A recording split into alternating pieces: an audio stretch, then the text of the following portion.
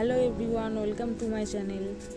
আজকে আমার ভিডিওতে নিয়ে এসেছি চন্দননগর জগদ্ধাত্রী পূজা 2023 সালের যে শোভাযাত্রা হয়েছিল তারই কিছু ছবি।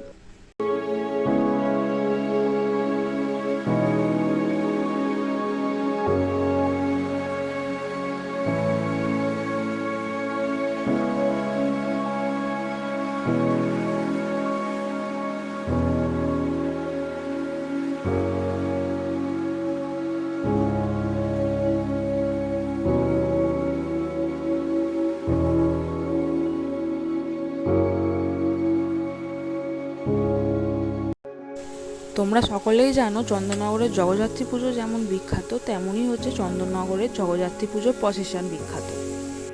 আর সেই প্রসেশন বিখ্যাত হওয়ার একটাই কারণ, সেটা হচ্ছে নতুন নতুন নিত্য ধরনের লাইটিং।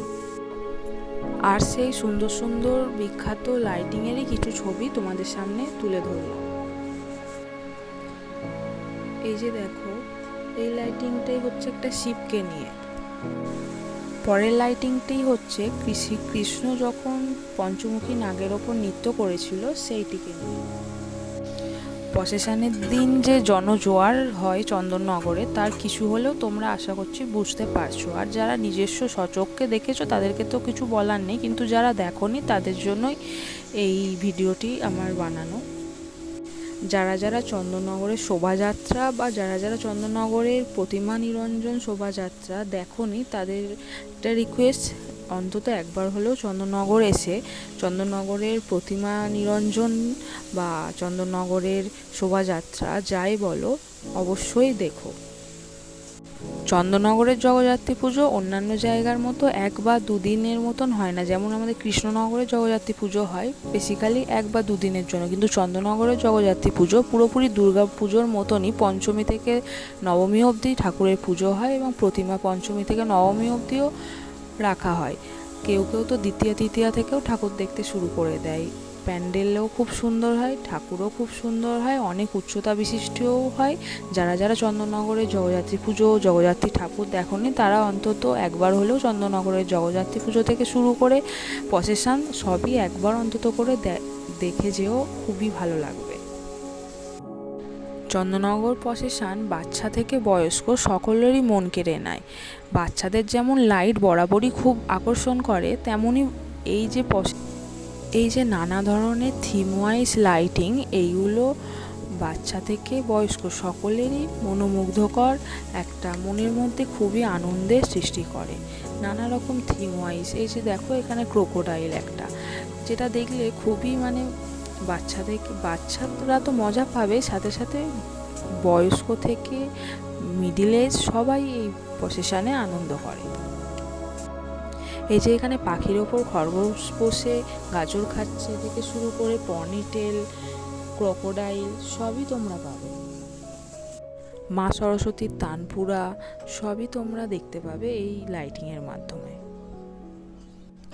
এত সুন্দর সুন্দর লাইটিং যেটা চন্দননগর ছাড়া আর কোথাও তোমরা দেখতে পাবে না। এবার তোমরা দেখতে পাবে রক্তদান হচ্ছে জীবনদানের মতো যে মাহাত্ম্য, রক্তদানটা হচ্ছে একটা মাহাত্ম্যর জিনিস, যেটা চন্দননগরের আলোকশিল্পীরা তাদের লাইটিংয়ের মাধ্যমে ফুটিয়ে তুলেছে। এবার তোমরা যেমন দেখতে পাবে এখানে মহাভারতের কিছু দৃশ্য তারা লাইটিংয়ের মাধ্যমে তারা ফুটিয়ে তুলেছেন চন্দননগরের আলোকশিল্পীরা। আবার তোমরা মাঝে মাঝে রামায়ণেরও কিছু দৃশ্য দেখতে পাবে। এই যে দেখো কি সুন্দর একটা মাছ, যেটা লাইটিংয়ের মাধ্যমে প্রতিফলিত হয়েছে।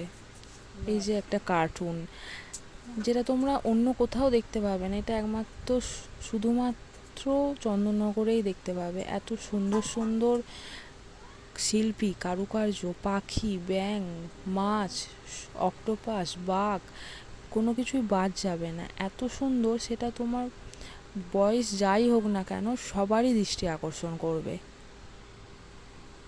এই সকল লাইটিং যেগুলোই তোমরা দেখছিলে প্রত্যেকটাই কিন্তু এক একটা লরির ওপরে বিদ্যমান, এবং এই লরিগুলো চলমান থাকে, যেটি চন্দননগরের বুকের রাজপথ ধরে ধীরে ধীরে এগিয়ে চলে, নিজেদের পাড়ার নিজেদের প্রতিমাকে পেছনে রেখে বা প্রতিমাকে সামনে রেখে বিভিন্ন থিম ওয়াইজ এই লাইটিংগুলি অ্যারেঞ্জমেন্ট করা হয়। ভিডিও শেষের দিকে রইল কিছু প্যান্ডেলের ছবি আর কিছু প্রতিমার ছবি। এই যে দেখো, এখানে প্যান্ডেলটি খুবই সুন্দর হয়েছিল, আর প্যান্ডেলের লাইটিংগুলি তো খুবই অসাধারণ। আর এইখানকার যে প্রতিমাটি হচ্ছে পুরো সোনার গহনায় প্রতিমাকে সজ্জিত করা হয়, এবং তা দেখতে হাজারো হাজারো অগুন্তি মানুষের ভিড়। এই যে তোমরা দেখতে পাচ্ছ, প্রতিমাটি পুরোটি সোনার গয়না দিয়ে মোড়ানো। আর যেটা এই সোনার গহনা পরেই এই ঠাকুর প্রসেশনে বেরোয়। এই যে দেখো, প্রসেশনেও রয়েছে এই সোনার গহনা, যেটা চন্দননগরের বুকেই সম্ভব। তারপর রইল পুজোর দিন যে স্ট্রিট লাইটে যে কিছু ছবি আর জনজোয়ার। তোমরা বুঝতেই পারছো কি সুন্দর সুন্দর যে জনজোয়ার, সব কিছুই এই চন্দননগরের বুকে। থাকলো আমাদের কিছু ছবি শেষ মুহূর্তে।